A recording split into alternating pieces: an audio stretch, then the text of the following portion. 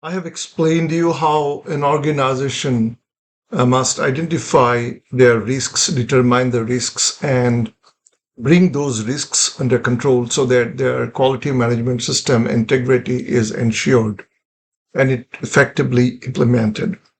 TCB is also an ISO certified organization. We also follow ISO 17020 standard, which is a standard for accreditation of inspection body. TCB is a type A inspection body, which is called independent third party inspection body. In other words, we are not part of a manufacturing organization. We are not part of a trading or other organization. So we are truly independent. We have got no interest in any other business which can come into conflict with our independent inspection services. So we are given granted approval in type A category, which is called independent third party inspection body. So this also requires us to identify risk from our services and bring all risks under control. So we have certainly done it because we have got ISO certification. I will show you what kind of risk assessment we have done, and you can have a look at it, how robust and detailed our process is. And then based on this, we implement the controls, and that can be seen whether this established risk assessment process has been effectively implemented. So this is our risk assessment register. In this register, we have categorized different types of risks. First of all, risk control measures, and their risk assessment frequency. Remnant risk, the remaining amount of risk that remains, that with that we can operate, and our remarks. So this is the overall structure. So the first is impartiality. As I said, we are an independent inspection body. So the first and foremost requirement is we are truly independent and we don't have any conflict of interest with any organization that puts a conflict into our inspection and our position of independence. So independence of TPI, that's a requirement. So we have ensured that we are truly independent. We are not part of any other organization. Confidentiality related risk in the process of inspection or certification or training, we find a lot of information which is confidential, personal informations, organizational confidential information. So we have to keep them truly confidential. So this should not be leaked from our organization. So we have a process by which we ensure that. Another risk is financial and business risks. We have to fund our own operation. If we are offering a service and we have not been paid for this, the client can mount pressure that you have to give the certification, then only we can make the payment. By doing so, our certification is kind of pressurized, comes under undue pressure.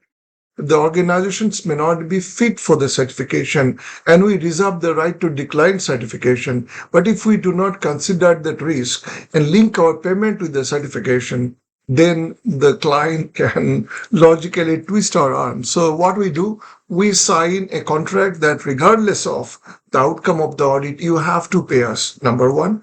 In most of the cases, we take the payment, at least part of the payment in advance, so that the customer is obligated to pay us for the services we render regardless of the decision of the audit or the certification of the training. Another risk is improper inspection due to inadequate information. When we do inspection, it could be faulty. It can become faulty if some of the informations are not received from the customer or not provided to the inspector. So this is another risk for inspection. So we have identified that sometimes language can be a barrier. If we are talking to a Chinese inspector or a Spanish or a Russian inspector may have some kind of difficulty, we make sure that our inspectors are proficient in English so that the communication is not a problem. Risk arising out of inspectors' competence or incompetence. If the inspector that we are assigning the task, if he or she is not competent or not competent enough, then they might make a mistake and which can seriously impact our work. Improper, inadequate sampling. Sampling can bring a lot of risk. So you can see risk arising out of scope of inspection. So we have identified, it's a 10-page document. We have identified a huge number of risks. And in all these, we brought down by, actions, implemented actions to an acceptable level. And this is the reason we have so far in last 10 years did 690 assignments worldwide in 22 countries. And we could do this flawlessly only with two minor nonconformities where we could resolve those problems were not fully attributed to our inspectors. There were issues beyond our control, and these were beyond the scope of our work we could prove. So in other words, we could execute 690 assignments worldwide flawlessly. This was possible because we have contained our risk to an absolutely acceptable level and managed our inspection under controlled condition. This is how consideration of risk can ensure high quality of your service. This is how we will check. So as an auditor, you can ask, okay, you say inspection personnel are indoctrinated to ensure respectful dealing with the manufacturer, vendor, and their people, and at all levels shall not deviate from the defined scope. How do you ensure that? How do you provide information adequately for the inspector to do a proper job so that all requirements are complied with? So this is how all these controls you can pick up and check.